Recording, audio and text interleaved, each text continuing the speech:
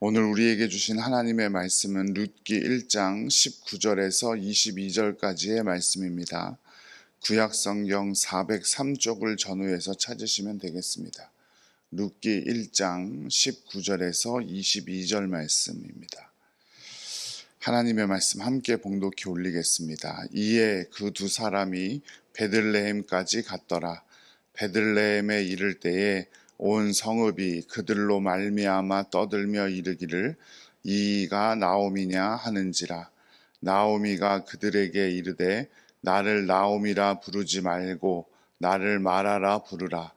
이는 전능자가 나를 심히 괴롭게 하였음이니라.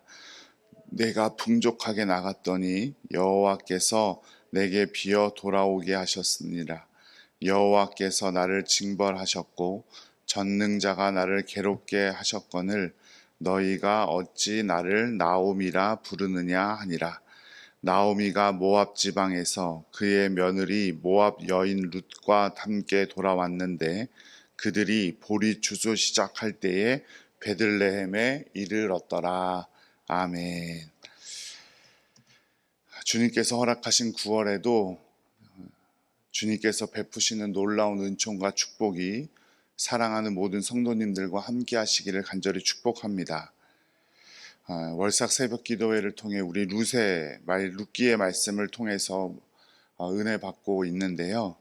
10년 만에 고향으로 돌아간 나오미를 많은 사람들이 반겨 맞아 주었습니다. 그러나 나오미는 자신을 반기는 사람에게 이렇게 말했죠. 룻기 1장 20절 함께 읽어볼게요. 나오미가 그들에게 이르되 나를 나오미라 부르지 말고 나를 마라라 부르라. 이는 전능자가 나를 심히 괴롭게 하셨음이니라. 아멘. 나오미는 자신의 이름을 나의 즐거움이란 뜻을 가진 나오미라 부르지 말고 괴로움이라는 뜻의 마라라고 부르라고 했습니다. 자신의 형편이 여호와의 징벌로 괴롭게 되었기 때문이다 라고 설명했죠.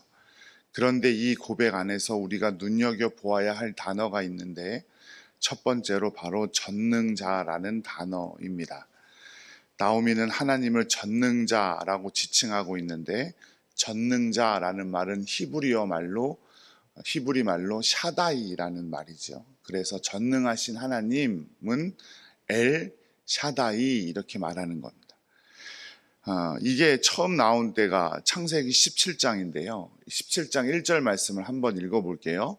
아브라함이 99세 때에 여호와께서 아브라함에게 나타나서 그에게 이르시되 나는 전능한 하나님이라 너는 내 앞에서 행하여 완전하라. 하나님께서 99세 된 아브라함에게 찾아주셔서 예전에 주신 아들에 대한 약속 주겠다고 다시 한번 약속하고 계신 장면입니다. 바로 이때 하나님께서 아브라함에게 약속하신 확증의 말씀을 주시면서 자신을 엘샤다이 전능하신 하나님이다 라고 표현하고 있습니다.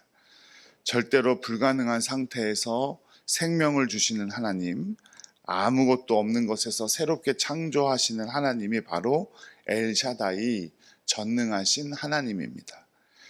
고향 베들레헴으로 돌아온 나오미의 첫 고백이 바로 전능하신 하나님이라는 고백이죠. 사실 나오미의 상황은 모압에서 고향 베들레헴으로 돌아왔을 뿐 변한 것이 아무것도 없었습니다. 어려운 사정은 마찬가지였고 고향으로 돌아온 것이 어쩌면 더 비참한 상황일 수도 있었겠죠. 비장한 각오와 결단으로 하나님 앞에 돌아왔지만 상황은 바뀐 게 없고 달라진 것이 없습니다. 여전히 끼니가 걱정되고 생계가 막막한 상황이지만 나오미는 전능하신 하나님을 선포하고 바라보았습니다. 우리도 마찬가지일 때가 있죠. 새로운 한 달이 시작되지만 우리의 현실은 여전히 지난달과 변한 것이 없고 회복될 가능성이 전혀 보이지 않을 때가 있습니다. 그런 절망적인 상황 속에서도 가능성이 없는 상황 속에서도 엘샤다이 전능하신 하나님을 선포하고 바라보는 것이 중요하고 그것이 우리의 자세가 되어야 할 줄로 믿습니다. 상황이 하나 변하지 않아도 나의 내면이 변화되어 아브라함에게 임하신 하나님, 그 전능하신 하나님을 바라보고 선포할 때 우리 내면에 치솟는 구원의 기쁨과 평안은 그 누구도 빼앗을 수 없을 것입니다. 분명히 살아계시고 전능하신 하나님을 만나고 그 놀라운 기쁨을 누리게 될 줄로 믿습니다. 그리고 앞으로의 삶 가운데서도 역사하실 놀라운 하나님의 역사를 기대하게 되고 감격을 누리며 살아갈 수 있을 겁니다. 이번 9월 한 달 동안 엘샤다이 전능하신 하나님을 선포하고 바라봄으로 그 놀라운 감격을 누리며 살아가는 모든 성도님들 되시기를 간절히 축복합니다. 칼빈 신학교의 유명한 신학교수인 루이스 벌거프라는 교수가 엘샤다이에 대해서 이런 말을 남겼습니다. 제가 한번 천천히 읽어봐 드릴게요. 엘샤다이는 단순히 하나님께서 모든 일을 할 수 있는 능력이 있는 분이라는 뜻만이 아니라 엘샤다이는 하늘과 땅의 모든 권세를 소유하신 분이라는 뜻이다. 눈에 보이는 것이나 보이지 않는 것이나 그분의 주권 가운데 있다. 창조와 보전이, 선택 혹은 유기가, 만물의 운행과 통치가 엘샤다이 그분의 품 안에서 이루어진다는 뜻이다. 그러니까 내가 전능하신 하나님 엘샤다이라고 고백한다는 건 나에게 좋은 일이 벌어지기 때문에 고백할 수 있는 게 아니라 어떤 상황 속에서도 고백할 수 있다는 거예요. 하나님께서 나에게 세상적으로 내가 원하는 것을 주셨던 주시지 않았던 그것으로 무엇이든 만드실 수 있는 분이라는 뜻이죠. 그것을 우리가 함부로 판단하거나 예단해서 불평불만해서는 안 되고 우리의 어떠한 삶 가운데서도 하나님을 찬양하고 하나님을 바라볼 수 있는 우리 모두가 되기를 간절히 축복합니다. 놀라운 일을 베푸시는 것만이 엘샤다이 전능하신 하나님의 일이 아니라 우리가 볼 수 없거나 느낄 수 없는 일까지도 하시는 분이고 우리의 뜻과 다르더라도 그것이 좋은 것임을 고백하는 우리 모두가 되기를 간절히 축복합니다. 우리는 흔히 전능하신 하나님 하면 불가능한 일을 하시고 우리가 우리의 힘으로 할 수 없는 것들을 주시는 분으로만 생각을 합니다. 하지만 나에게 만족을 주는 일도 그렇지 않은 일도 모두 하나님께서 하시는 일이라는 것을 꼭 기억하시기 바랍니다. 예수님께서 부활하신 후에 제자들을 찾아주셨을 때 베드로가 물고기를 잡았어요? 잡지 못했어요? 한 마리도 잡지 못했다 그랬죠. 밤새 그물을 던졌지만 한 마리도 잡지 못했다. 만일 그날 베드로가 물고기를 많이 잡았더라면 물고기를 많이 잡은 만선의 기쁨은 누릴 수 있을지 모르지만 아마도 예수님을 만나지는 못했을 겁니다. 예수님이 그 자리에 찾아갔어도 베드로는 그물 정리하고 물고기 정리하느라 정신이 없었을 거예요. 바로 이 물고기를 잡지 못한 상황까지 누가 만드신 거예요? 엘샤다이 전능하신 하나님께서 만드신 거다 이 말이에요.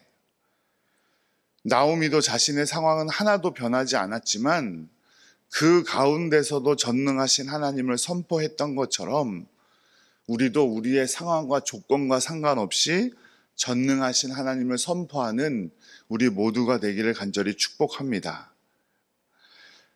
성경 66권 중에 이 전능하신 하나님이라는 단어가 제일 많이 나오는 성경이 어디냐면요, 욥기예요. 욥기. 욥기는 욥의 고통스러운 그 과정을 통해서 하나님을 찾아가는 과정을 그리고 있는 성경인데요. 욥기의 시대는 언제예요? 아브라함이 살고 있던 시대예요. 아브라함이 살던 시대의 욥의 이야기예요. 그 욥이 그 고통스러운 터널을 지나고 있을 때 전능하신 하나님을 그렇게 찾았다니까요. 우리도 마찬가지예요. 우리가 인생의 고통스러운 터널을 지날 때, 고난의 길을 걸을 때 우리의 힘들고 어려운 삶 속에서 찾아오시는 전능하신 하나님을 만날 수 있을 줄로 믿으시기 바랍니다. 우리 한국교회도 잘 보세요. 지금 훨씬 잘 살고 있을 때보다 보릿고개가 있었고 경제적으로 어려웠던 1960년대, 1970년대가 더 부흥의 시기였고, 그 어른들의 믿음을 통해 더 많은 기적의 역사가 있었음을 우리는 알고 있지 않습니까? 그죠? 그러니 힘들고 어려울 때일수록 좌절하거나 낙심하는 것이 아니라 이때가 전능하신 하나님을 만날 때임을 기억하고 더 열심히 하나님께 부르짖고 하나님을 바라보는 성도님들 되시기를 간절히 축복합니다. 이번 9월이 여러분의 계획 안에 힘든 한 달이 될지도 모르겠고 안 좋은 일들이 많이 있을 것 같은 9월이 될지도 모르겠습니다. 하지만 그것이 끝이 아니라 그것으로 역사하실 하나님을 기억하고 하나님을 바라보는 여러분들 되시기를 간절히 축복합니다. 두 번째로 주의 깊게 보아야 할 단어는 22절에 나오는 단어인데요. 22절 함께 읽어보도록 하겠습니다. 나오미가 모압 지방에서 그의 며느리 모압 여인 룻과 함께 돌아왔는데 그들이 보리 추수 시작할 때에 베들레헴에 이르렀더라. 아멘. 두 번째로 주의 깊게 보아야 할 단어는 돌아왔다라는 단어입니다. 돌아오다라는 단어는 슈브라는 히브리어입니다. 슈브라는 단어가 1장 6절에서 22절까지 총 12번이 나와요. 그 종착지가 바로 22절이죠. 돌아왔다, 이르렀다, 바로 다 이게 슈브라는 단어입니다. 엉엉 울며 지난 날로 행위를 후회하는 게 회개가 아니고요. 회개는 돌아와야 회개예요.